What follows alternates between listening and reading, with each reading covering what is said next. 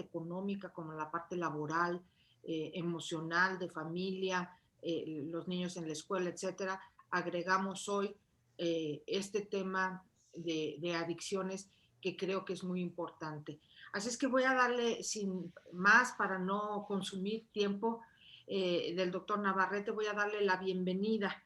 El doctor Navarrete es un eminente unamita.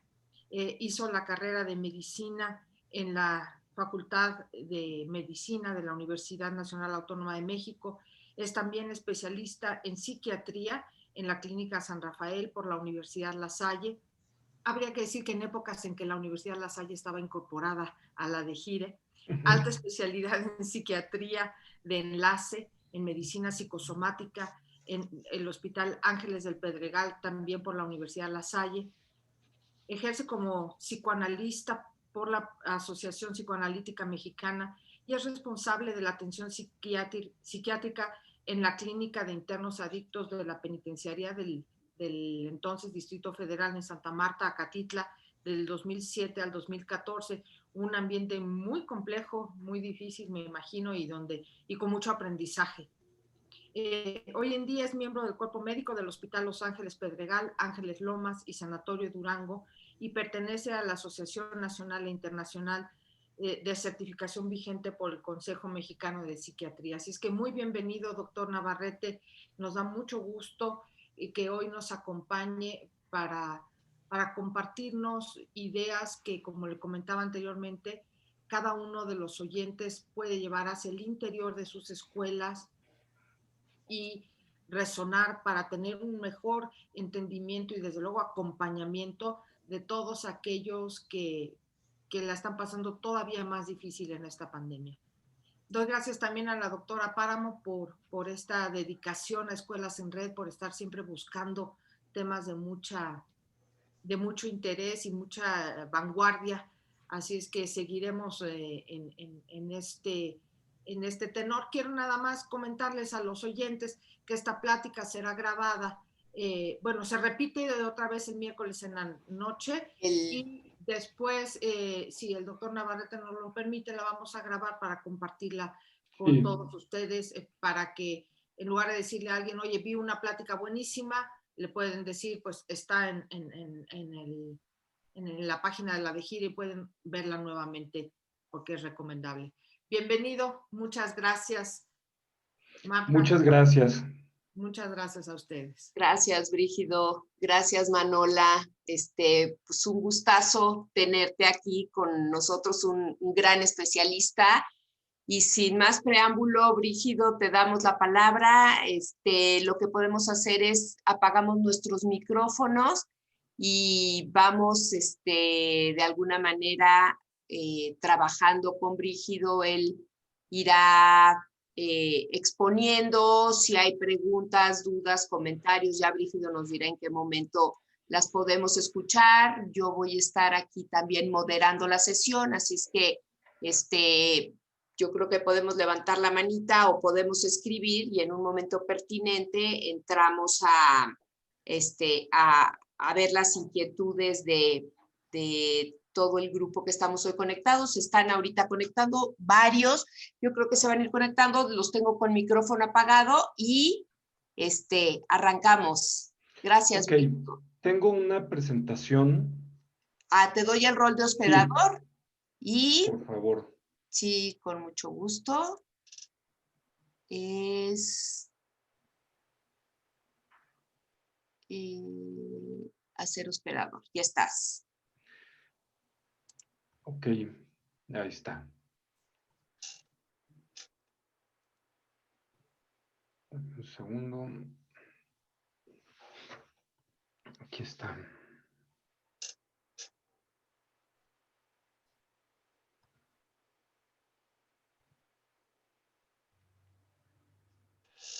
Ok, pues en efecto es un tema muy importante y creo que es muy relevante entender que es un sistema muy complejo el que se habla cuando se habla de adicciones. Es un sistema muy complejo porque no solo involucra el llevarte una sustancia a la boca y entonces empezar a tener síntomas o sensaciones que son diferentes para nuestra vida. Es todo lo que conlleva, desde mucho antes, el momento del consumo y las consecuencias del mismo, que no son situaciones que sean ajenas a la persona que consume.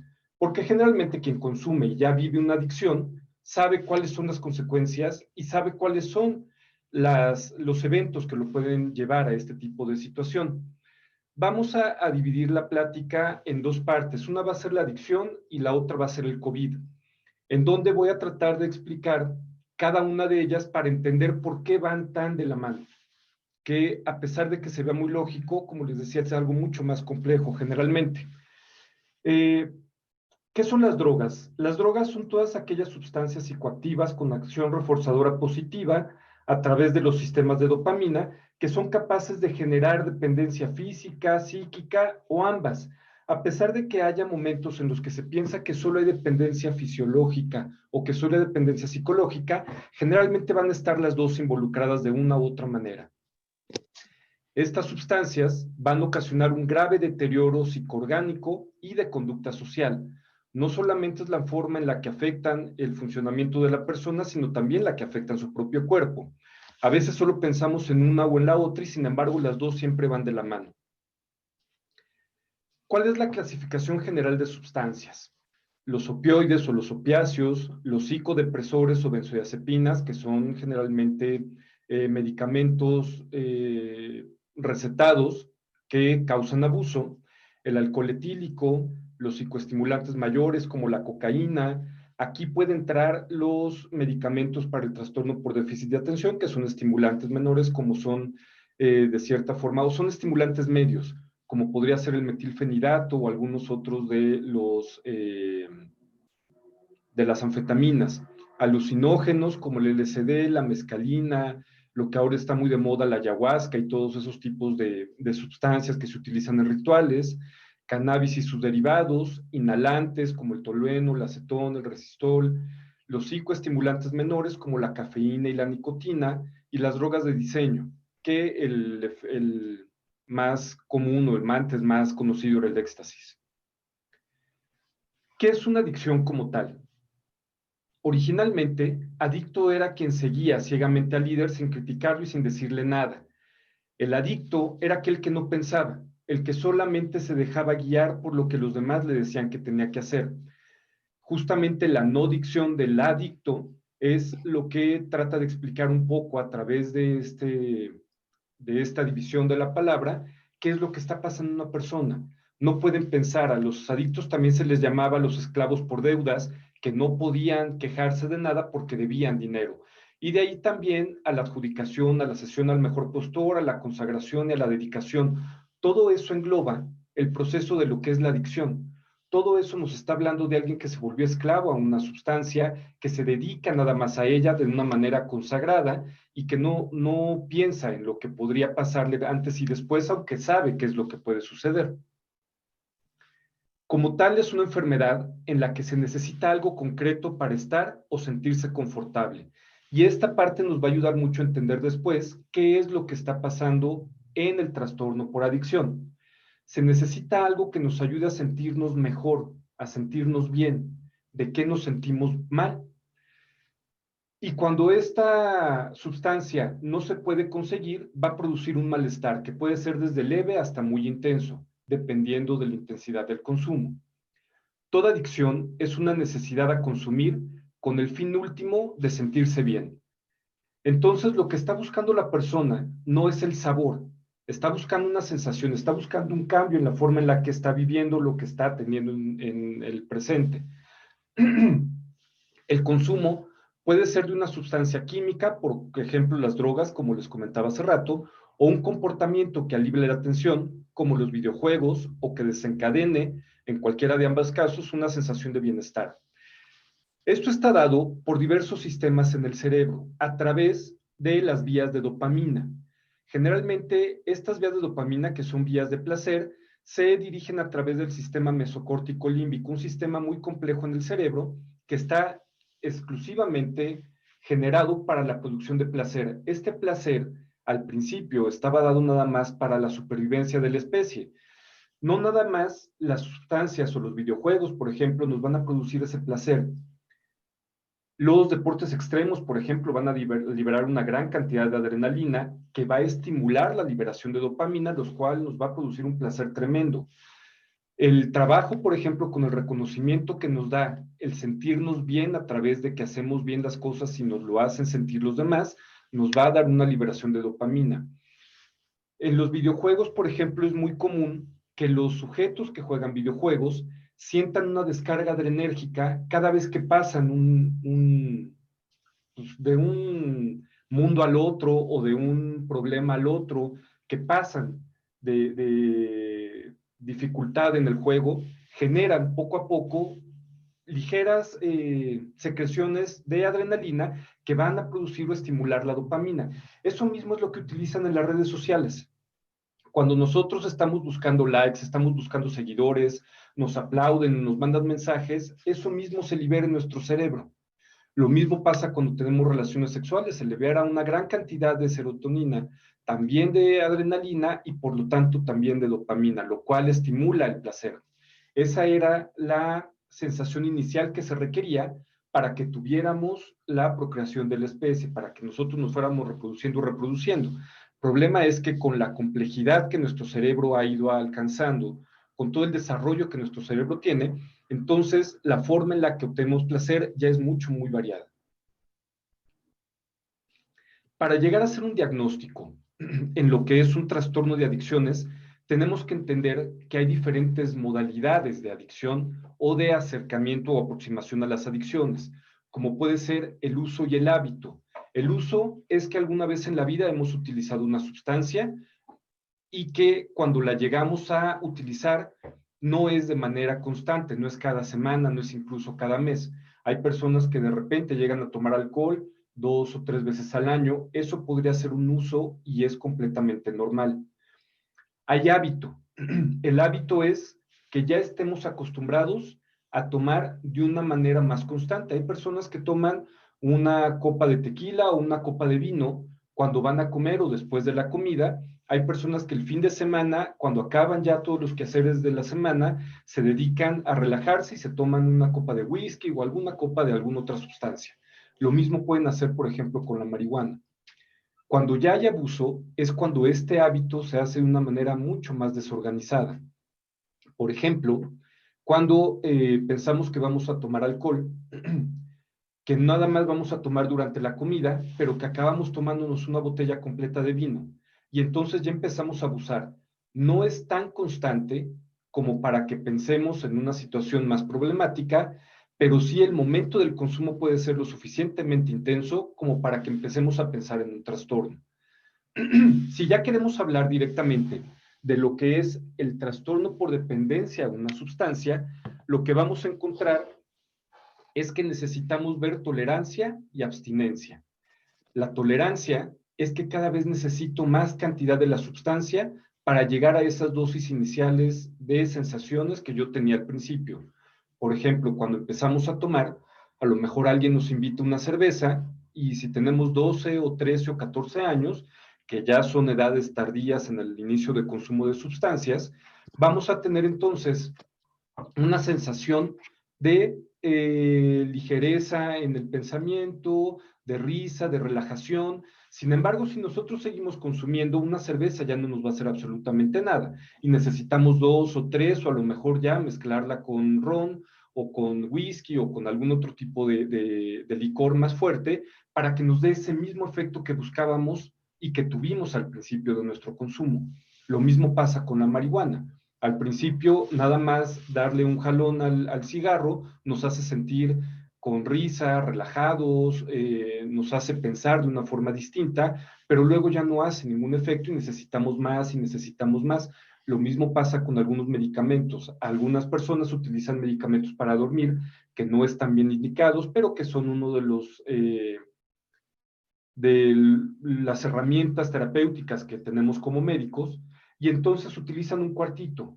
Al cabo de 2 o 3 semanas, si el trastorno del sueño persiste, que usualmente persiste porque no se quita con medicamentos para dormir, lo que va a tener esa persona es la necesidad de sumar a esa dosis una dosis extra. Y entonces en vez de que sea un cuarto, va a ser media tableta. Y así pueden llegar a 6, 7, 8 tabletas al día y que evidentemente van a generar otro tipo de problema. Y aparte de la tolerancia, lo que tenemos que ver es la abstinencia. La abstinencia es la queja de nuestro cuerpo cuando no tenemos la sustancia que nos hizo ese cambio. Si queremos pensarlo de una manera más simple, vamos a pensar en la cruda que tenemos al otro día de haber tomado. Entonces nosotros tomamos, al otro día nos sentimos muy mal, y ese sentimiento que tenemos, que puede ser náuseas, puede ser dolor de cabeza, puede ser inestabilidad postural, puede ser vómito, eso es la abstinencia, es la necesidad del organismo para continuar con el consumo. Muchas veces se puede dar por esta sensación aberrante que tiene el cerebro de no tener el placer de una manera tan constante, pero a veces también puede darse por una sustitución o una sustracción completa de la sustancia en nuestro cuerpo. Cuando se va completamente el alcohol del organismo, que no se va completamente, pero baja de una manera significativa por el metabolismo que el hígado lleva a cabo, entonces es que tenemos estos síntomas de abstinencia. Si queremos hacer un diagnóstico, tenemos que encontrar para la dependencia que haya tolerancia y que haya abstinencia. Sin embargo, cualquiera de estos podría ser suficiente para generar un diagnóstico si lo que está alterado en nuestro individuo es el funcionamiento. Hay muchas personas que tienen un uso y un hábito constante, como esto que les comentaba de personas que desde que son muy pequeños toman una copita de tequila o una copa de vino en la comida. Pueden tomárselo todos los días y llevar muchos años de hacerlo, sin tener una alteración de su funcionamiento. El problema iba a ser cuando por algún motivo les quiten la sustancia porque los hospitalizaron, y entonces ahí se va a notar la abstinencia de una manera muy importante. Pero imaginemos que eso no sucede. Si el uso es muy constante, que podría ser problemático para unas personas, pero para estas sus niveles de funcionamiento no se ven alterados, y para entender niveles de funcionamiento tenemos que hablar de varias áreas: funcionamiento académico, funcionamiento laboral, funcionamiento social, funcionamiento familiar, funcionamiento de pareja. Si alguna de estas áreas se ve alterada, porque cada vez que toma se lo lleva a la policía, ya podemos hablar de que hay un trastorno. Si no está alterada y no está generando problemas en la dinámica alrededor de él, puede todavía ser un uso o un hábito, aunque sabemos nosotros ya como psiquiatras que eso es un problema y que a la larga va a ser un problema, y que si el paciente lo necesita de manera diaria, es un problema que tiene el paciente. ¿Cuál es la prevalencia de adicciones en México? Vamos a encontrar que, como muchas otras cosas, así como la inflación, así como el dólar, también la prevalencia de adicciones va a ir subiendo año con año. No por los mismos motivos, a lo mejor pueden estar relacionados. Sin embargo, vamos a ver que en el 2011 la población que tomaba o que había consumido alguna vez en su vida sustancias era del 7.8%, alguna vez en su vida.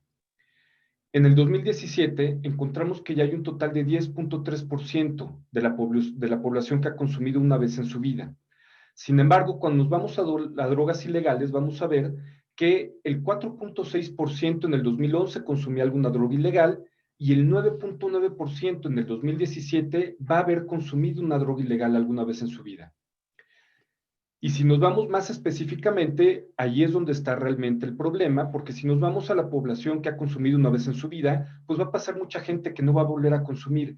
Pero lo que estamos encontrando, por ejemplo, del 2011, el total de la población, el 2.9% consumió drogas en el último año. Y para el 2017, el 4.6% había consumido drogas en el último año. Esto según la Encuesta Nacional de Adicciones, que se hace aproximadamente cada 2 años. Encontramos entonces que de drogas ilegales ha habido un aumento del doble para los últimos 10 años aproximadamente. Y de drogas que se utilizan en el último año también aumentó el doble. Si estamos en esto pensando que a lo mejor en 2025 vamos a tener el triple de lo que había en el 2011. Eso es algo muy grave, porque eso nos está hablando de una cantidad muy alta de población que está cada vez necesitando consumir más y más y más. De esto nos lleva a entender en qué ambiente, en qué universo existe la patología adictiva. Todas las adicciones son una enfermedad mental. y que son una enfermedad mental englobada en algo que se llama patología dual, que nos habla de dos enfermedades que coexisten en una. Y como dice el significado, es la coexistencia del trastorno por consumo de sustancias psicoactivas con otros diagnósticos psiquiátricos. Pueden ser diagnósticos psiquiátricos previos y posteriores. Generalmente, cuando hablamos de patología dual, para un tratamiento, nosotros como psiquiatras estamos enfocados en la patología dual del consumo de sustancias y de lo que originó el consumo de sustancias. Lo que nos dice la patología dual es que la enfermedad mental de la adicción está generada por otra enfermedad mental. Entonces, eso nos lleva a encontrarnos que si yo quiero atender la adicción quitándole la sustancia a la persona, no voy a arreglar absolutamente nada.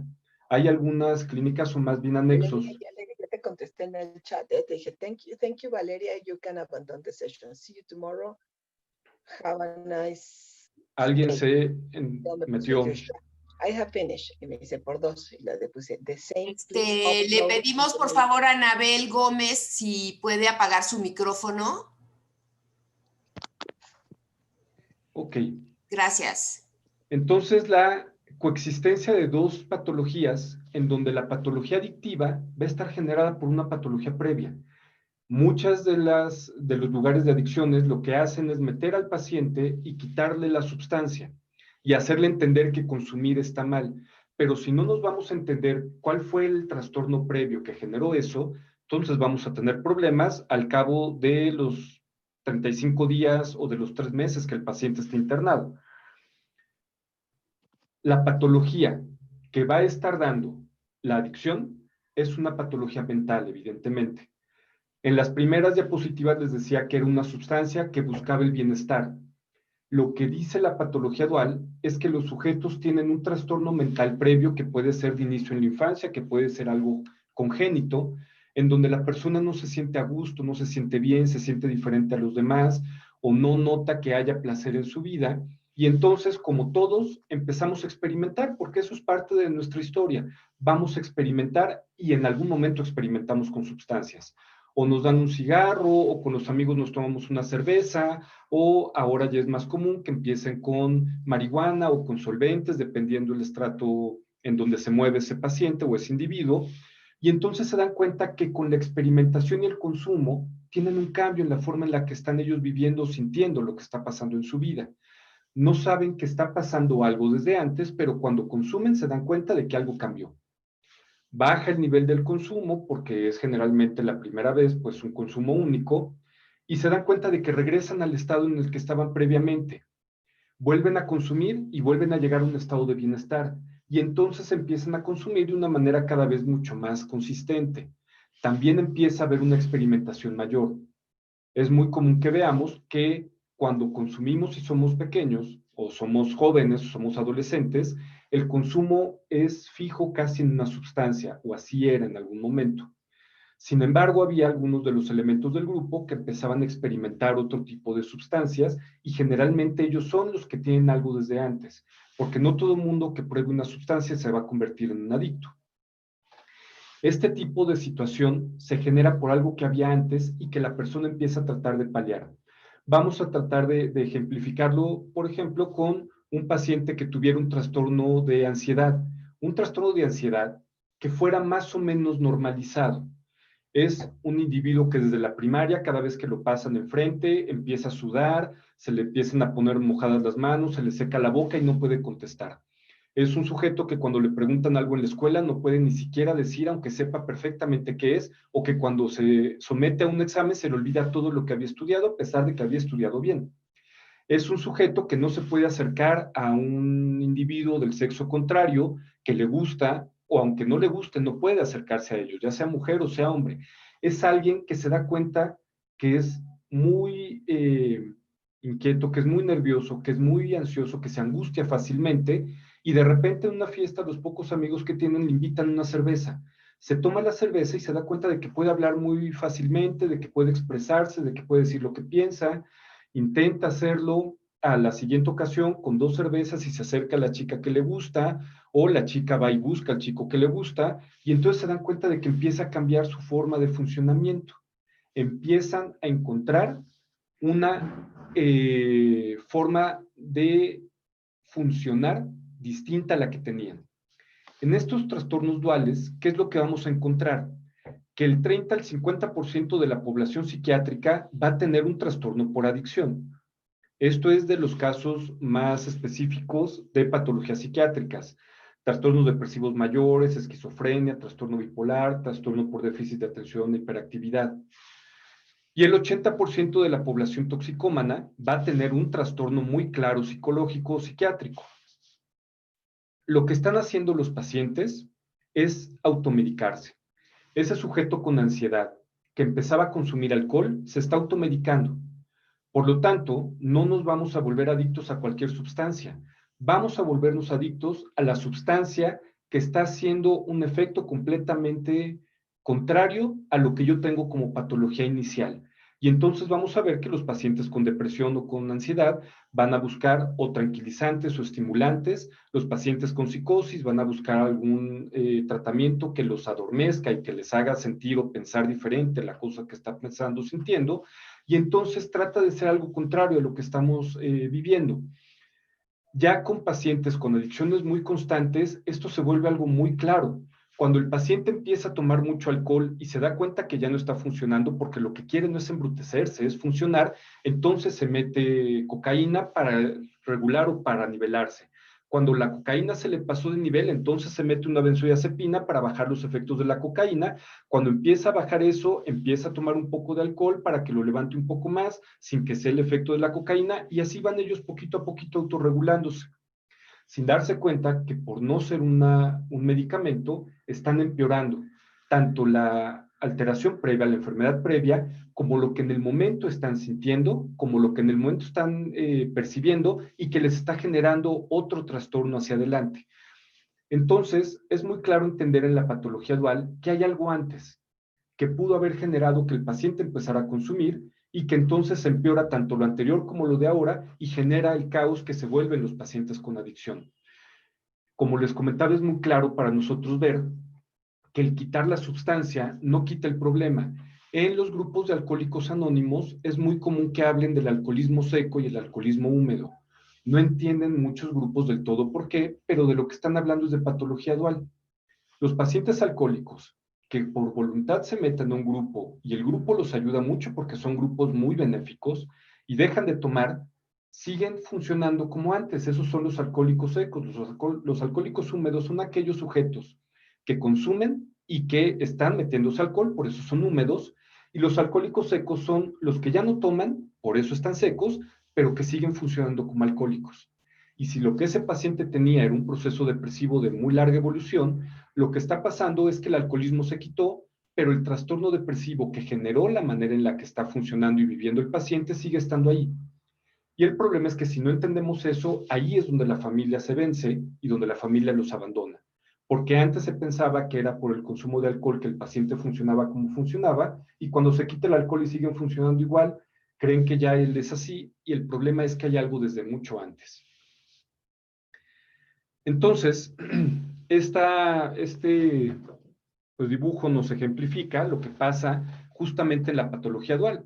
Tenemos un trastorno previo del que queremos salvarnos, pero cuando nos metemos alguna sustancia para automedicarnos, lo que nos lleva es a otro lugar mucho más peligroso.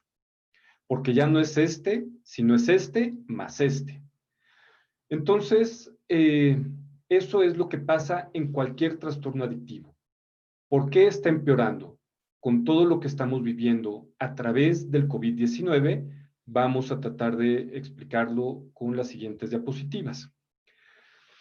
Vamos a ver que el COVID-19, que empezó en los principios de noviembre, aunque fue especificado como una enfermedad de aparición hasta diciembre, pero ya estudiando mucho más los casos que se presentaron en China, encontraron casos susceptibles a ser pensados como SARS-CoV-2 desde finales o mediados de noviembre. Y la enfermedad se fue, pues como la vimos, se fue multiplicando conforme los días iban pasando. De un paciente que el 8 de noviembre se pudo haber presentado en un centro médico de Wuhan, nos encontramos que para enero ya había 600 pacientes. Y bueno, ya entendimos que a partir de estos 10 meses tenemos, creo que ya son 3 millones de personas y no sé qué tantos, cientos de miles de muertos. O sea, ha sido algo que nos ha rebasado completamente. Desde mucho antes se han estudiado cuáles son las secuelas de emergencias cuando las amenazas son imperceptibles, diferente a lo que pasaría, por ejemplo, en una guerra. Cuando son amenazas químicas, biológicas, nucleares, etcétera, lo que vamos a encontrar son secuelas psicológicas como insomnio, enojo, miedo, comportamientos de riesgo a la salud, disminución de la percepción de salud, trastornos psiquiátricos como secuelas, como son la ansiedad, la depresión, el estrés postraumático, la somatización, y factores sociales como la discriminación y la estigmatización, como cuando no se acercaba nadie a los individuos que tenían rasgos orientales, porque bueno, era un virus que venía de China, ¿no? O por ejemplo, cuando en algunos lugares agredían a las enfermeras o a los médicos porque eran quienes portaban la enfermedad. Entonces, todo este tipo de reacciones o de secuelas van a ser, ya son muy estudiadas, se sabe que van a pasar, pero no sabíamos cómo iba a pasar cuando algo fuera como lo que está viviéndose ahorita. Porque si esto era algo que pasó como en el SARS-CoV-1 en China, en el, creo que fue 2008, pues entonces yo podía preocuparme porque a lo mejor eso se fuera a hacer global, pero era algo que estaba encapsulado en un lugar y del cual no se iba a salir. Sin embargo, esto que antes se estudió en poblaciones pequeñas, ahorita lo estamos viviendo de manera global. Y yo no me puedo escapar a ningún lugar del mundo donde no haya esto. Va a haber en todos lados. Eso nos lleva entonces a desencadenar síntomas o signos de estrés que van a ser ahora constantemente relacionados con el COVID-19 por el momento que estamos viviendo. El estrés es un mecanismo de defensa, es un mecanismo de defensa fisiológico que todos vivimos. Es un mecanismo que nos ha ayudado a sobrevivir como especie. Es el mecanismo que cuando éramos hombres de las cavernas hizo que pudiéramos liberarnos o que pudiéramos ponernos a salvo cuando un animal depredador venía por nosotros. Nos echaba a andar el sistema respiratorio, el sistema cardiovascular, el sistema muscular, para que entonces pudiéramos huir o atacar a lo que venía hacia nosotros. Y entonces nuestro cuerpo se adecua en ese momento a respirar mucho más rápido para oxigenar mejor nuestra sangre, a bombear mucho más rápido la sangre para que llegue a los músculos grandes donde lo necesitamos, pero al mismo tiempo también a quitar la sangre de los lugares donde no se necesita, como por ejemplo las mucosas, la piel, los músculos pequeños, donde no hay necesidad de que haya sangre, se quita y se manda a los músculos grandes, como los pulmones para que se oxigene la sangre, el corazón para que la bombee a todos lados, y los músculos para que esos músculos estén llenos de sangre completamente oxigenada y puedan reaccionar en el momento que se necesita. Pero ¿qué pasa cuando ya no somos animales como los que éramos en aquel momento, porque seguimos siendo animales? Nuestro cuerpo ya no está preparado para ello. Nuestro cuerpo ya no entiende que la amenaza es una amenaza muy distinta al saber que había un tigre atrás de unos matorrales y que venía por mí porque lo escuché. Ahora nuestras amenazas son amenazas que no son perceptibles, son amenazas que muchas veces también son pues irreales, si podríamos verlo, porque un examen no es algo que me vaya a quitar la vida, porque el acercarme a una chica que me gustaba cuando yo era joven no era algo que me iba a quitar la vida, y sin embargo nuestro cerebro, como hace rato les decía, se ha desarrollado de tal manera que hay muchas más amenazas de las que había antes y que el cuerpo sigue reaccionando como si fueran amenazas físicas, porque hay una parte del cerebro muy primitivo que no ha dejado de ser muy primitivo, que es el cerebro reptiliano, y es el que se echa a andar cuando nosotros tenemos algún elemento atemorizante hacia nosotros o que nos podría poner en riesgo. Ya no de quitarnos la vida, sino solamente en riesgo. Y ese tipo de situaciones son lo que vamos a ver como signos de estrés. Cuando venía el tigre y nuestro corazón latía rápido para mandar sangre a todos lados y nuestros pulmones respiraban mucho más profundo para que esa sangre se oxigenara y nuestros músculos se llenaban de sangre sacando la sangre de otros lugares, es lo que ahora encontramos como ansiedad y como ataques de pánico. Cuando yo estoy muy asustado por una situación que se fue de mis manos, empiezo a sentir que mi corazón late como loco, siento que se me va a salir del pecho, me empieza a sudar el cuerpo con un sudor frío que en otro momento hubiera ayudado en el sudor de las manos para agarrar un arma y poder atacar sin que se me fuera a resbalar. Me pongo muy pálido y la boca se me pone seca porque se me fue la sangre de esos tegumentos que no se necesitaban. siento las piernas muy pesadas, me siento muy cansado, porque mis músculos señalaron de sangre esperando que yo fuera a atacar o a huir, pero eso ya no está pasando. Empiezo a tener la sensación de que me falta aire, pero ya no es en realidad que me falte aire, sino que estoy queriendo oxigenar la sangre para que se vaya a los músculos grandes de mi cuerpo. Sin embargo, ya no hay tigre que venga por mí, sino es cualquier otra circunstancia que nuestro cerebro, que es muy desarrollado en su corteza y en otras áreas, está viendo amenazas, pero mi cuerpo no reacciona ante amenazas que son psicológicas, ya reacciona como si fueran una amenaza física. Y entonces vamos a tener una sensación de ansiedad o temor que en otro momento nos hubiera hecho atacar o echarnos a correr. Va a haber cambios en el apetito y la energía cuando el proceso de estrés se mantiene por un tiempo muy largo porque el cuerpo se cansa mucho de lo que estamos viviendo. El mantenernos en un estado en el cual estamos en alerta es muy cansado para el organismo. Va a haber alteraciones de la atención y la concentración, por lo mismo, después de un tiempo determinado, esos sistemas iniciales que pueden funcionar por alrededor de media hora, pero que si los dejamos mucho más tiempo, empiezan a agotarse y empiezan a alterar nuestro cuerpo, pues hacen que ya estemos tan cansados que no podemos atender ni concentrarnos en nada. Va a haber alteraciones del sueño por la misma hiperreactividad que estamos viviendo, por la misma alerta, nuestro cuerpo no se puede dormir, porque el cuerpo no sabe que la amenaza no es una amenaza real y siente que tenemos que estar alerta para ver de dónde nos brinca el tigre. Va a haber pensamientos intrusivos por lo mismo, reacciones físicas como dolor, alteraciones gastrointestinales por la misma reacción sostenida. Nuestro sistema de estrés, que es normal, debería durar 20 minutos a media hora. Si se tarda más de 20 minutos es porque ya me comió el tigre o porque es una situación que va a desbordar mis sistemas de defensa. Generalmente, pues en 30 minutos ya sabíamos si habíamos logrado escapar o no, y nuestro cuerpo no necesitaba más energía para ello. Pero ahora las amenazas pues pueden durar los 10 meses que llevamos con esta pandemia, si es que nos empezamos a angustiar desde el principio de que supimos que había algo en un lugar muy lejano del oriente, pero que sospechábamos que pudiera llegar, y si no, 8 meses. Van a empeorar las enfermedades previas justamente por este sistema de agotamiento del mismo organismo y porque en los sistemas de estrés lo que vamos a echar a andar también son nuestros procesos de defensa.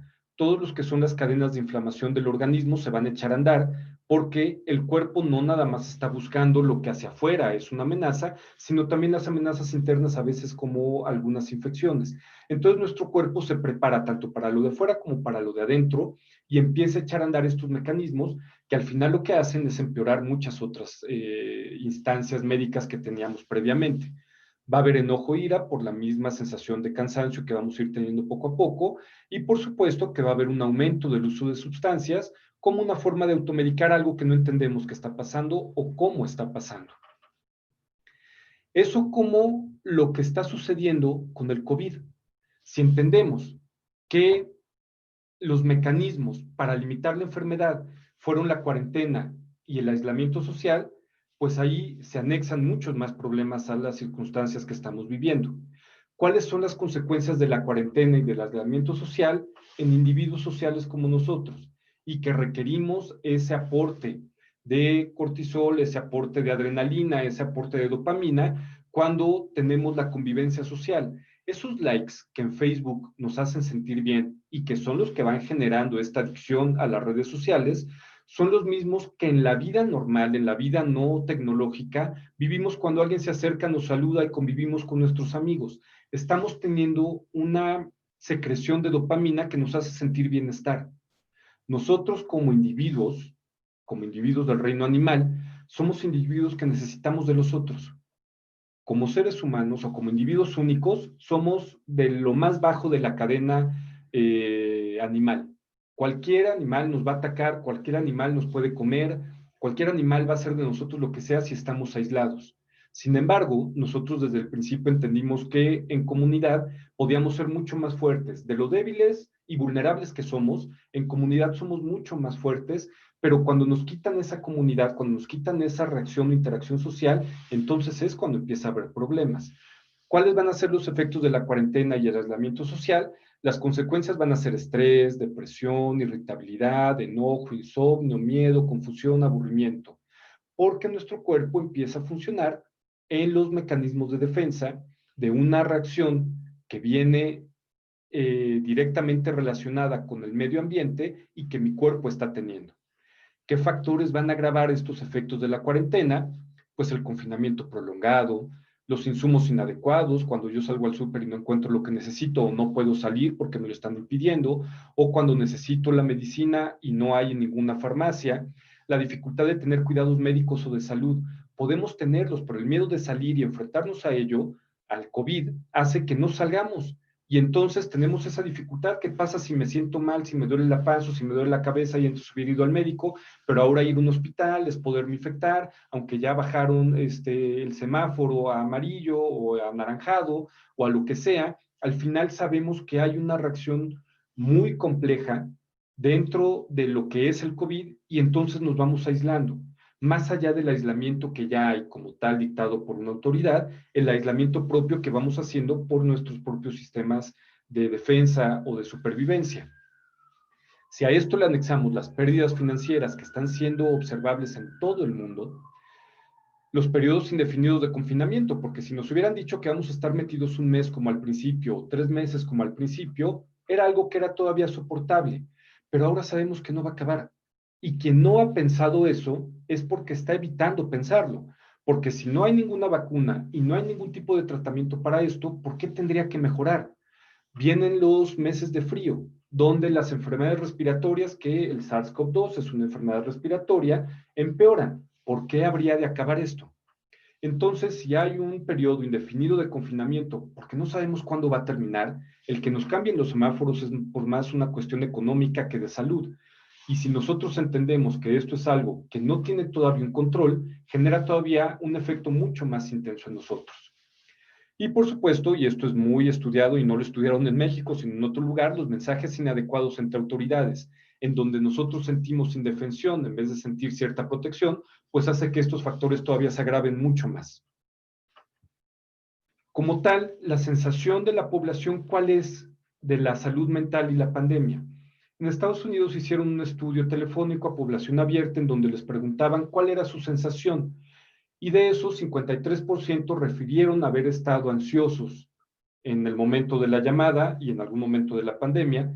La prevalencia mundial de un trastorno de ansiedad es del 3 al 11.3%, dependiendo el lugar en donde se haga y dependiendo el trastorno que se esté midiendo.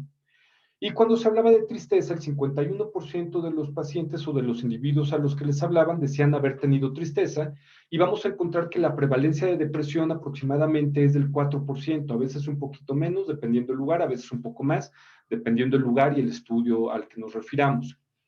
Y de estos, población general, el 45% reportó que había afección de su salud mental. No se le aplicó un cuestionario, solo se le preguntó cómo se sentían, si sentían ansiedad, si sentían tristeza, y el 45% dijo que ya su salud mental estaba alterada por esta situación que estaban viviendo. Si nos vamos a números un poco más específicos, vamos a ver que los Centros de Control de Enfermedades de Estados Unidos hicieron una evaluación midiendo lo que había pasado en enero a junio del 2019 y midiendo lo que está pasando de enero a junio del 2020. Los síntomas depresivos se encontraban en un rango del 6.60%, cuando los midieron en enero a julio del 2019. Cuando los miden en el 2020 vamos a encontrar que hay un 29.60%. Se triplicó, cuatruplicó en algunos casos este número. Cuando hablamos de síntomas ansiosos, ya específicamente una encuesta en donde se preguntaba a los pacientes por síntomas muy claros para poder identificar un trastorno, vamos a encontrar que en el 2019 había un 8.2% de síntomas de ansiedad y en 2020 un 36.10%. Y combinados, del 11% al 40% aumentó en el rango de enero a junio del 2019 en comparación con el 2020. Esto en Estados Unidos. ¿Qué es lo que está pasando en México?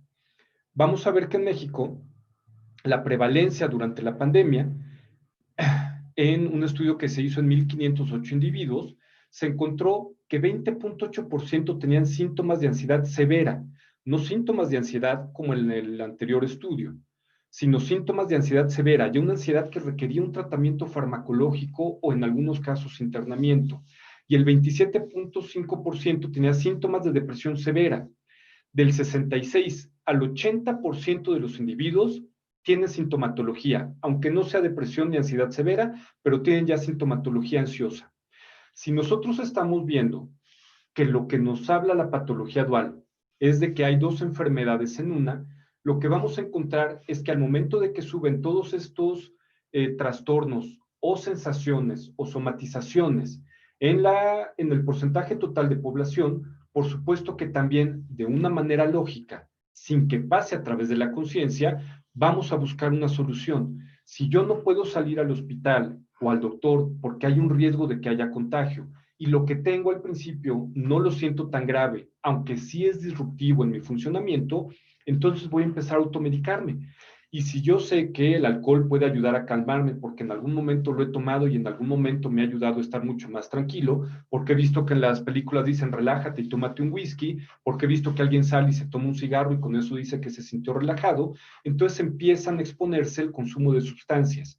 No porque necesitemos divertirnos, sino porque están automedicándose de trastornos de ansiedad, de trastornos depresivos, de trastornos del sueño, de trastornos crónicos que se han venido dando a través de un estrés sostenido que hemos tenido por un tiempo muy largo. Entonces, hablando de patología dual, lo que vamos a ver es que si hay una patología previa que genera la patología adictiva, en este momento lo que está pasando es que esa patología previa, la tuviéramos o no, está presente y entonces está llevando a que haya una automedicación y entonces a un aumento del consumo de sustancias. El problema es que esto no se va a acabar en enero, no porque sea 1 de enero y ya cambiamos de año, el 2020 nos trató muy mal y el 2021 nos va a tratar muy bien. Las secuelas de lo que estamos viviendo es esto mismo.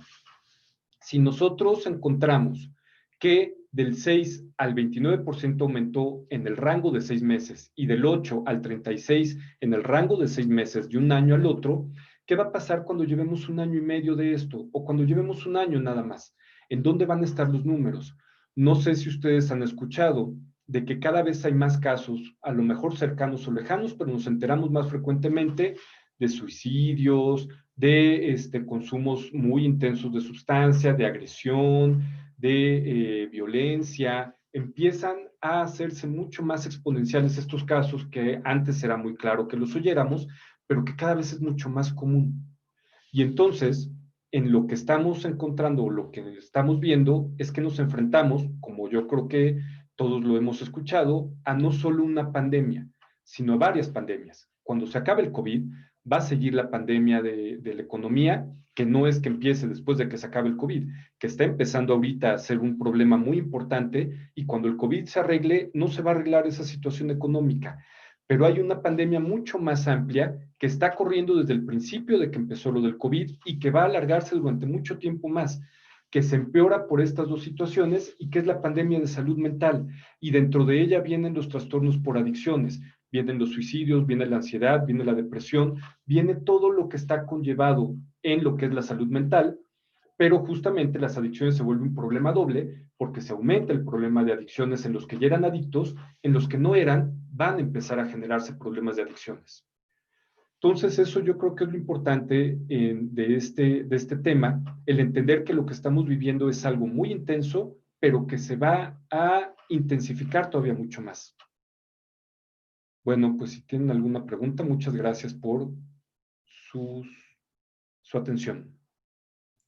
Gracias, Brígido. Interesantísimo de lo que nos hablas y además de manera muy clara, muy específica, con investigaciones que sustentan o que soportan el impacto en la salud mental de la población.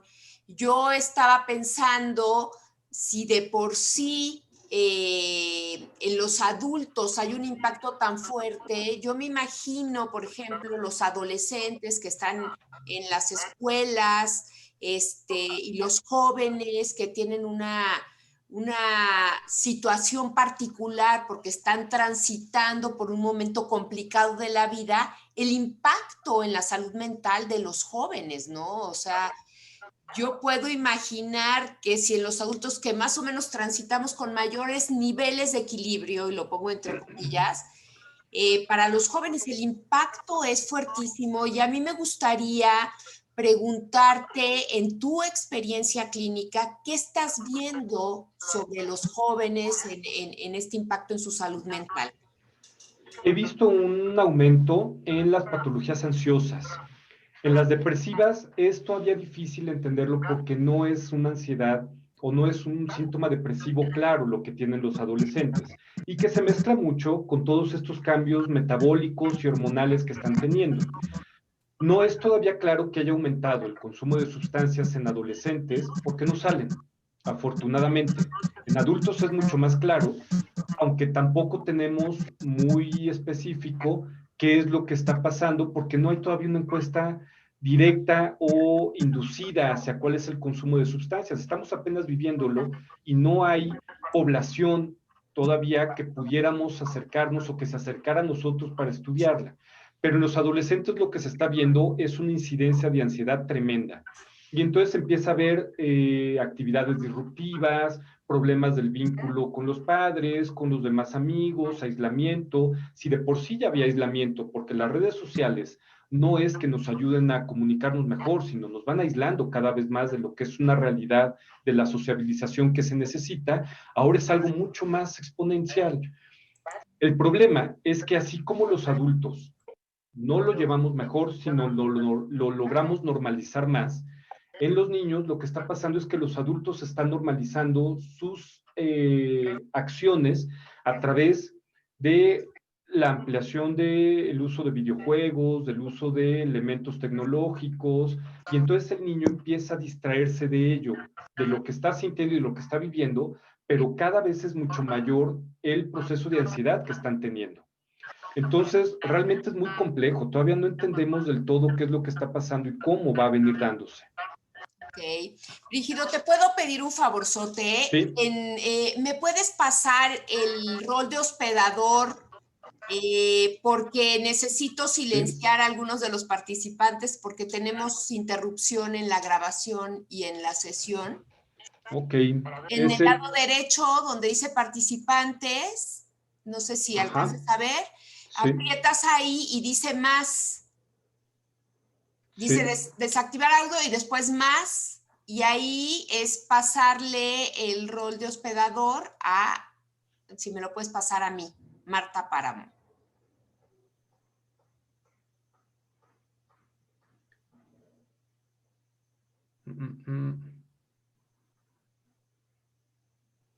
Porque estás ahorita como anfitrión. Participantes, sí. Dice desactivar audio y después otra pestañita y dice más. Y ahí viene una serie de características. Solo tengo rename y edit profile picture. Ah, bueno, no te preocupes. Entonces sí les voy a pedir a todos si podemos mantener nuestros micrófonos cerrados para que ya ahorita se calmó la interrupción de los audios y no te preocupes, Brígido, no te apures. No sé si tienen preguntas que podamos hacer, si levantan la mano, abren su micrófono y le podemos hacer alguna pregunta, algún comentario al doctor Brígido Navarrete, quien nos hace el favor de acompañarnos hoy. Preguntas, comentarios, inquietudes, o las pueden también mandar al chat, pero si ahorita hay algo, sí, Betsabe, por favor, quita tu micrófono y le preguntamos al doctor. Hola, buenos días, doctor. Buenos días a todos. Buen día. Una pregunta, ¿cuáles serían otras conductas adictivas no de sustancias? Como por ejemplo el que mencionaba de videojuegos. Los videojuegos, los workaholics, que son muy buscados y que son muy valorados, es un trastorno adictivo. La adicción al sexo, por ejemplo, no hay como tal una adicción al sexo, pero lo que sí hay es una necesidad de liberación del estrés a través de, por ejemplo, el orgasmo. Y entonces aquellas personas que utilizan la masturbación de manera muy consuetudinaria para ello, pues es una forma de adicción a través de una liberación de sustancias y la creación de dopamina o la liberación de dopamina. El juego patológico, por ejemplo, también las personas que son ludópatas están tratando de estimular ciertas áreas del cerebro a través de este tipo de acciones. Generalmente son como lo más específico. Los deportes extremos también se pueden considerar un tipo de adicción. Ok, muchas gracias. De nada. Ok. ¿Quién más quisiera preguntar? ¿Quién más tiene una pregunta? A ver, Ricardo, José Ricardo, adelante, por favor. Ok, nosotros trabajamos en bachillerato, su servidor trabaja directamente con alumnos de primer semestre y pues sabemos que ellos están trabajando pues, prácticamente desde casa, 8 horas, 7 a 8 horas diarias de lunes a viernes.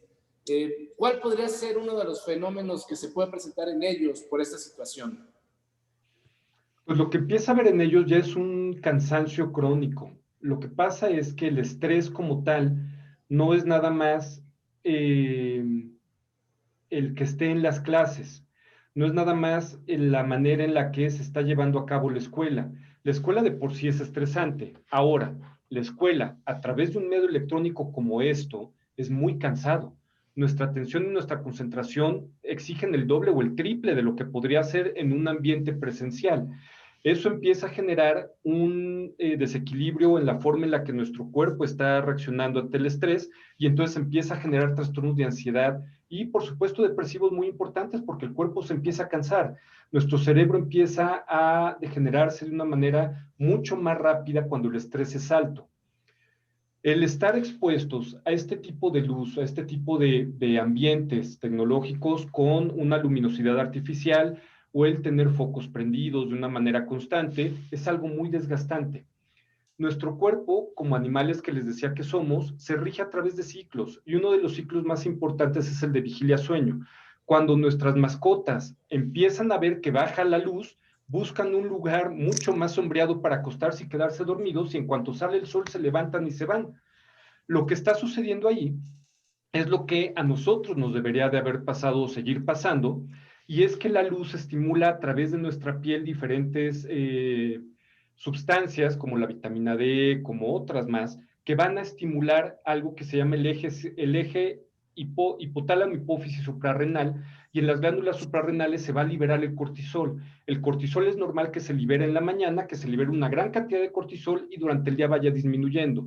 El cortisol es una hormona que ayuda a que podamos utilizar la glucosa como fuente de energía y que entonces durante el día tengamos la energía adecuada. Cuando va bajando la luz, no ya solo por la activación de la luz, sino por el funcionamiento del cuerpo, va disminuyendo el cortisol y durante la noche el cortisol se tiene que volver a acumular para que se vuelva a liberar otro día a la mañana.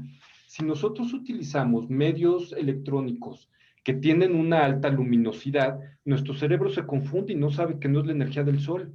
Nuestro cerebro en esas partes muy primitivas sigue pensando que el sol está ahí y que entonces, porque el cerebro no tiene temporalidad, no sabe que ya se pasó las 8 horas de trabajo y que entonces son las 8 de la noche y tengo que buscar dónde dormir, y entonces empieza a estimular el eje hipotálamo hipófisis suprarrenal para que vuelva a liberar el cortisol, y entonces el cortisol ya no sale como antes, sino sale un poquito y luego baja, y luego otra vez un poquito y luego baja. Eso lleva a cabo trastornos del sueño. Y los trastornos del sueño se dan porque el cortisol que se va liberando ya no permite que haya un descanso total.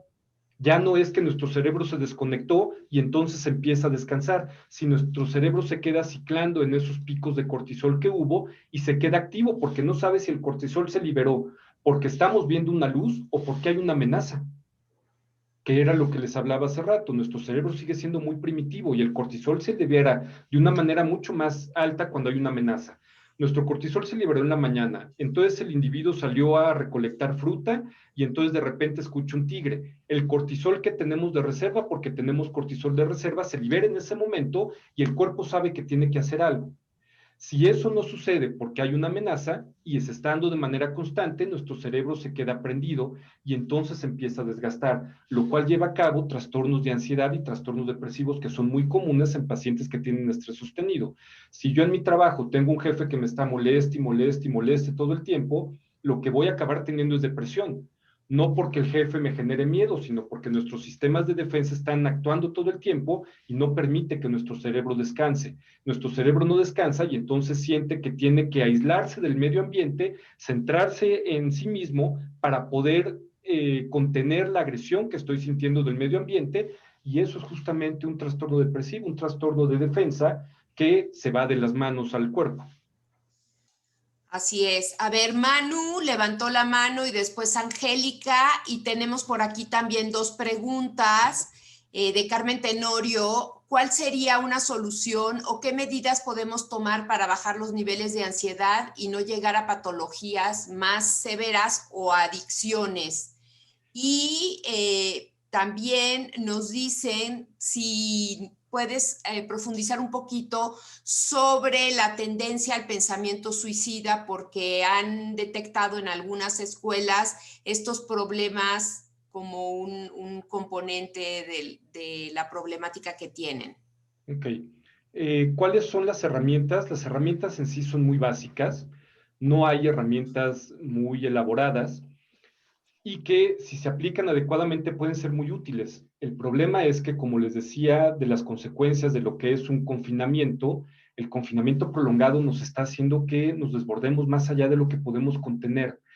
Las herramientas son básicas, es tener una rutina, no despertarme a ver qué es lo que me va a deparar el día, sino tener desde antes una rutina en donde mis periodos de alimentación, mis periodos de sueño, mis periodos de ejercicio estén muy bien delimitados, junto, por ejemplo, con los periodos de actividad académica. Si yo hago ejercicio adecuadamente, lo suficiente, y lo tengo muy claro hacerlo durante una hora específica, si mis horarios de alimentación y mi alimentación es adecuada, sino otro de los mecanismos de adquisición de placer también es la comida. Hace rato con la pregunta que me hacían, el comer y comer y comer nos hace sentirnos mucho mejor, nos hace sentirnos con una sensación de plenitud. El problema es que no podemos estar comiendo todo el día y en todo momento. Si nuestros horarios de comida son adecuados, nuestra rutina de ejercicio es adecuada, tenemos un momento de esparcimiento en el cual nos alejamos de los aparatos electrónicos, dejamos que nuestro cerebro descanse, nuestros tiempos de sueño son adecuados y apagamos la televisión o la computadora o el teléfono 1 hora, 1 hora y media antes de que nos vayamos a dormir, va a ser mucho más difícil que vaya a tener un trastorno complejo. Voy a seguir teniendo un trastorno porque estamos sometidos a estrés, y el estrés genera ansiedad, y la ansiedad es algo necesario, es algo de hecho esperable. No podemos vivir sin ansiedad. La ansiedad es la que nos ha hecho permanecer y sobrevivir como especie. Si yo no tuviera la ansiedad, si se me antojaran a las 2 de la mañana unas papas, me voy a Tepito a buscarlas porque sé que ahí hay tiendas abiertas y entonces me expongo a que me maten. La ansiedad nos ayuda a evitar eso. Estos elementos de orden muy concretos, muy específicos, son los que nos van a dar la posibilidad de soportar lo que hay afuera. Es como si hiciéramos un andamiaje, es como si tuviéramos una estructura que nos ayuda a soportar los vaivenes que tiene el medio ambiente externo, no el medio ambiente nuestro, sino el externo. Entonces, esta estructura nos ayuda a poder cimentar lo que necesitamos para nosotros mismos. Si yo, y eso no nada más es con la pandemia, si yo hago ejercicio, como bien y duermo lo suficiente, cualquier problema que venga va a ser mucho más fácil que lidie con él. Si yo no duermo bien, no como bien, y mi sistema defensivo, que es mi cuerpo, no está funcionando como debería, cualquier cosa que venga, así como un andamiaje mal hecho, pues me va a hacer fracasar, o me va a hacer no estar adecuado para enfrentar las cosas de la vida que vienen. Lo mismo pasa en este momento. Como les decía, el problema es que la indefensión que genera este tipo de situación es muy alta, muy alta. No hay vacuna, no hay tratamiento, probablemente a los jóvenes no les va a pasar, pero aún así sentimos miedo, porque hemos visto que hay jóvenes que se mueren, hemos visto que hay gente que se muere y mucho más de la que nos dicen. Entonces tenemos la percepción de que la muerte está rondándonos. Eso genera una indefensión muy importante, que si nuestros mecanismos externos, como son los padres, o ya más arriba, como son el gobierno, no nos dan esa sensación de protección, pues hace que vivamos una indefensión todavía mayor. Gracias. De lo del suicidio, es muy complejo lo que se está viviendo con el suicidio. Esto no es algo que se esté presentando en esta pandemia, es algo que lleva unos años dándose y que tiene que ver muchas veces con la descomposición de la estructura de la familia. Al no haber una vinculación y no sentirme parte de ello, que es el primer grupo al que pertenezco, empiezo a sentir ese vacío que es con el que todos nacemos y que se va ahondando, que se va liberando conforme la vida va pasando. Generalmente vamos a vivir con él, pero las vinculaciones que voy haciendo en el ámbito familiar me permiten que pueda hacer vinculaciones adecuadas en el ámbito social y en el ámbito de amigos y no sentirme solo o abandonado. Muchas veces eso es normal que vivan los adolescentes porque están buscando su lugar y están buscando su personalidad y su grupo, y es normal completamente que en algún momento vivan y tengan ideas de muerte o incluso que lleguen a expresar ideas suicidas. No es que lo quieran hacer, es que se ve como una solución a algo que no entienden cómo está sucediendo. Y si entendemos que en el adolescente, a partir de su propio desarrollo, empiezan a generar cambios metabólicos y hormonales muy intensos y que son muy súbitos, entonces entendemos mucho más fácil que esto es normal.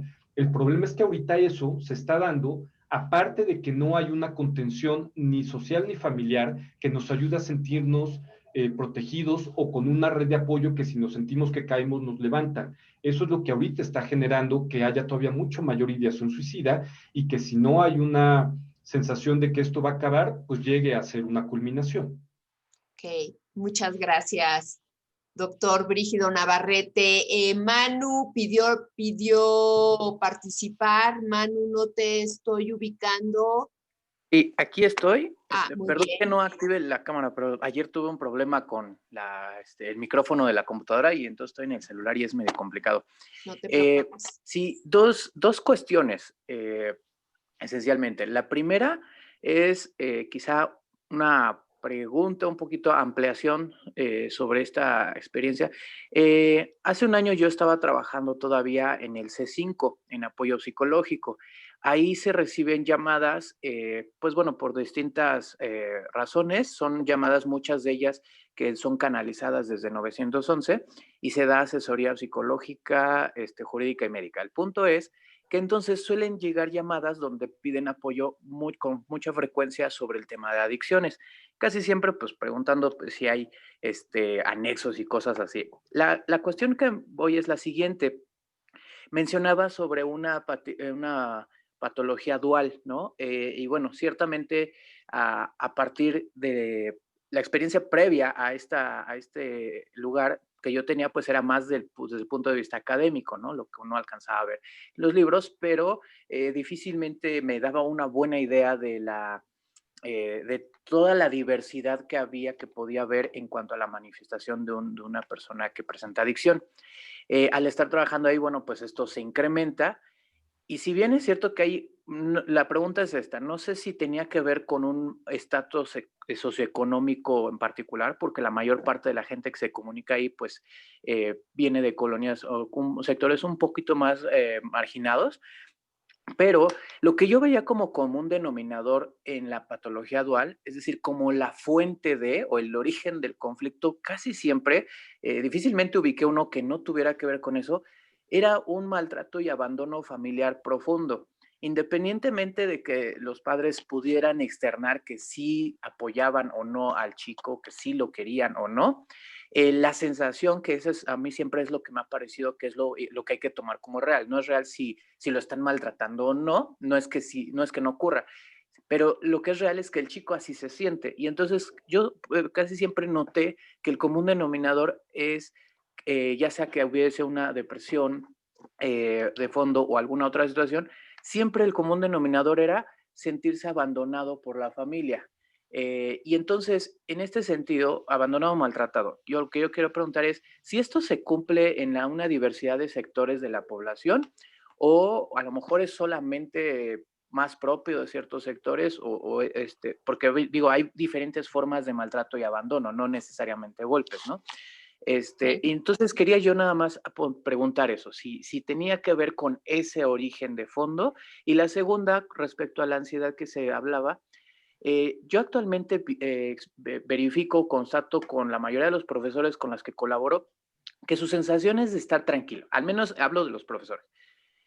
Sus sensaciones de sentirse tranquilos, muchas veces incluso sentirse más cómodos actualmente, porque encuentran cierta estabilidad e incluso algunas ventajas que no se tenían. Por ejemplo, muchas veces los transportes los tiempos de trayecto en la ciudad son muy largos y por tanto estresantes, lo que hoy no está sucediendo.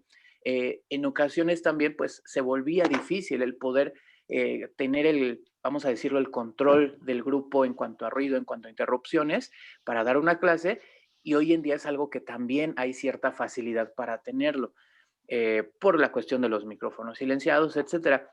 Y entonces, en ese sentido, he visto que hay cierta comodidad. Yo no veo, nosotros nos hemos dedicado en la escuela a hacer entrevistas con los profesores, con el personal, para poder tener una idea de cómo se están sintiendo, ¿no? Esta parte de apoyo psicosocial. Y la sensación generalizada es, estoy bien, estoy tranquilo, estoy a gusto, estoy trabajando. Algunos refieren que incluso trabajan un poco mejor. Otros, pues está bien, solamente falta poderlos ver, pero estoy bien. Entonces, yo me preguntaba es, ¿se puede de pronto que uno esté viviendo el estrés y vivir negado a eso? Y si ese es el caso, ¿cómo podría yo tener una idea de que alguien efectivamente sí está estresado, aunque de plano dice que no y que se siente bien? Gracias, Manuel. Gracias, Manuel. Pues ahí están las dos preguntas. Mira, de la primera es generalizado. Se da en todos los ámbitos de población, no importa el nivel socioeconómico, porque es lo mismo la familia en donde los padres se salen a trabajar porque no tienen dinero y dejan a los niños encerrados en la casa. Y lo mismo es aquellos que tienen mucho dinero y los dejan con el chofer y la sirvienta, ¿no? O sea, la sensación es de abandono. Y justamente esto que decías es muy importante. No es tanto la vivencia real, que puede ser real lo que vivan, sino la vivencia del individuo, cómo lo está viviendo. El hecho en realidad puede ser que haya un abandono o puede ser que no, pero el sujeto lo vive como tal y eso es lo importante. Como él lo está viviendo y como él lo expresa y como él lo ha estructurado en su vida, es como es lo importante. La otra parte, sí, muchas veces hay una negación muy intensa, porque sí puede ser más cómodo el no tener que lidiar con el tráfico, pero también este tipo de interacción se queda corta. Hay muchos pacientes que al principio me decían, es que yo estoy feliz porque ya no tengo que ver a nadie y yo odio a todo el mundo.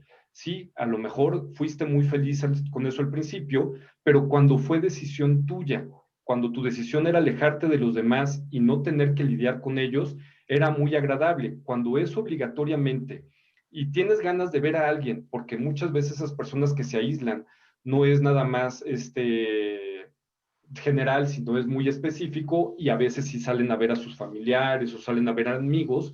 Cuando ya es algo obligatorio, entonces ya se vive de una forma distinta. Pero lo que dices es muy común. Hay una negación tremenda en entender qué más nos está pasando, porque pueden estar muy cómodos con algunas cosas, pero no querer ver otras que también están sucediendo. Y a pesar de que puede ser muy cómodo poner a todos los niños en silencio, al final de cuentas no hay una vinculación ni un estímulo, porque esos mismos niños que a veces nos hacían enojar cuando dábamos clases, decían un chiste y nos hacían reír también. Entonces, sí hay una carencia, sí hay una pérdida importante de los procesos normales de sociabilización. Tú me estás viendo del pecho para arriba, pero no sabes qué está pasando abajo, lo mismo que no hay una interacción en todo lo demás, ¿no? Podrían estar en calzones o no, pero lo importante de ello es la cercanía que llegamos a sentir y la cercanía que con eso nos dan. Si alguien te dice por cámara, te mando un fuerte abrazo, no es lo mismo que cuando te lo dan. Entonces sí hay un deterioro en ese tipo de calidad de interacción que estamos viviendo, pero muchas veces, pues sí, es una negación y no queremos verlo porque sería mucho más peligroso entender lo que me está pasando que hacer como que no sucede. Muy bien, muchas gracias. Pues ya nada más para cerrar, tenemos, yo sé que hay todavía preguntas de Araceli, pero también tenemos el tiempo encima. Angélica, tu pregunta y con esa cerramos esta sesión. Angélica, adelante. Gracias. Bueno, pues antes que nada agradecerte, doctor Brígido, porque la verdad el que nos da datos tan duros, tan difíciles, nos hacen poner los pies sobre la tierra y ser mucho más realistas y vislumbrar un futuro que nos gustaría que fuera diferente, pero que al final del día pues nos está llevando a ser conscientes de lo que tenemos que modificar. Mi pregunta va relacionada principalmente a lo que decías al final, esa interacción personal que yo creo fundamental, porque el conocimiento de una manera u otra se va a acercar a los chicos, ¿no? ¿Qué estrategias podríamos realizar para lograr incrementar un poquito esa interacción, para que el joven, el niño, se sienta un poquito más en contacto con sus compañeros, con nosotros, con el resto de los profesores, porque al final esto es lo que hace la vida, como bien lo decías, el acompañamiento, el crecer, el unirnos, el descubrir a través de los otros también quiénes somos y cómo poder ser más íntegros y más plenos. Sobre todo por ese lado va mi pregunta. Te agradezco de antemano y gracias, Martita, por la oportunidad. Gracias. Yo creo que como en casi todos los lugares, lo que podría ayudar es la expresión.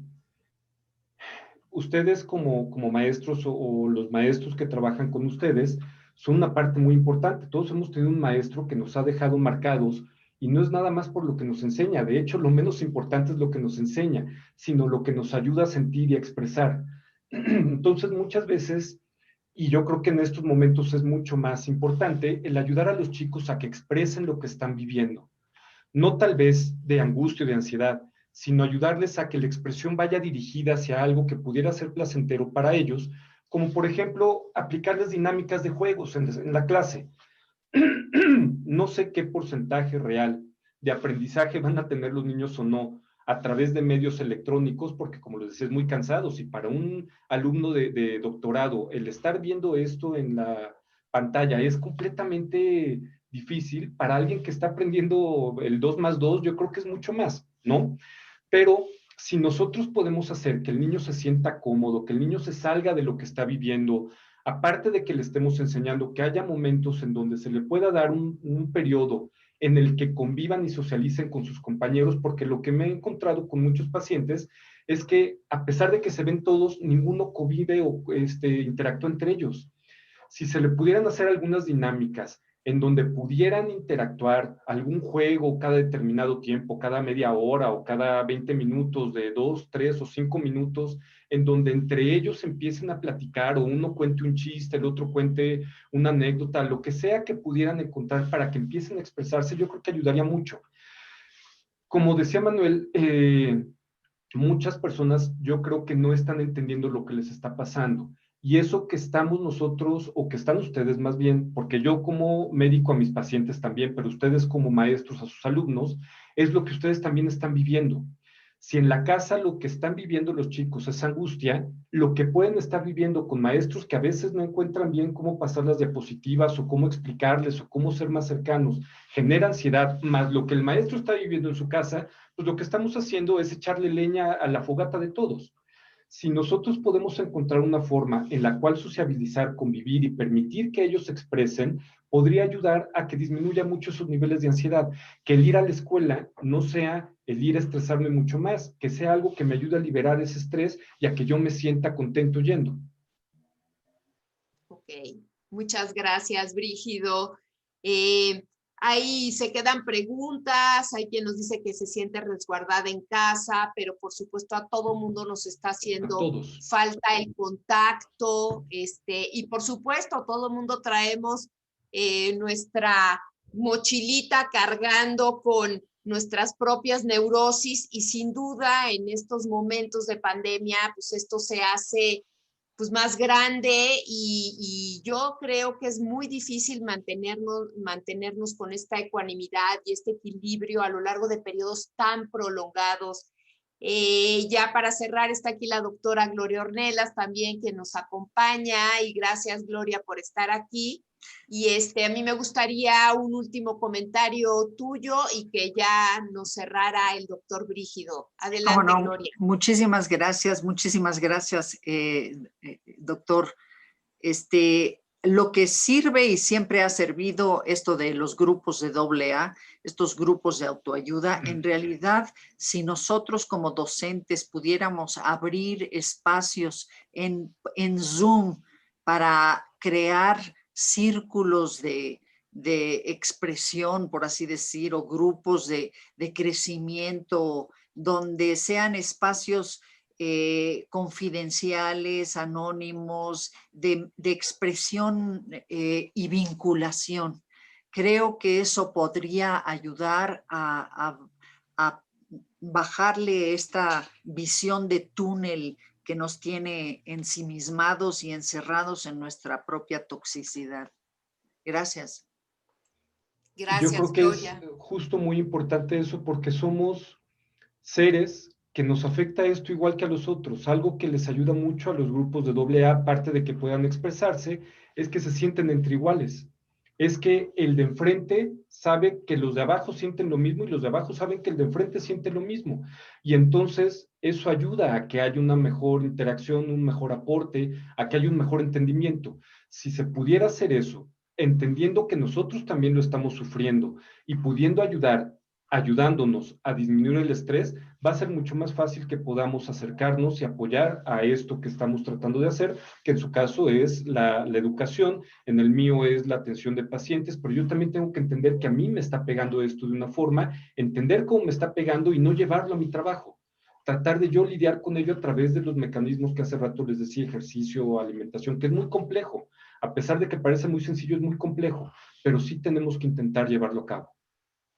Muchísimas gracias, doctor Brígido Navarrete. Un gusto. Yo creo que ha sido una sesión de lo más rica, de lo más esclarecedora.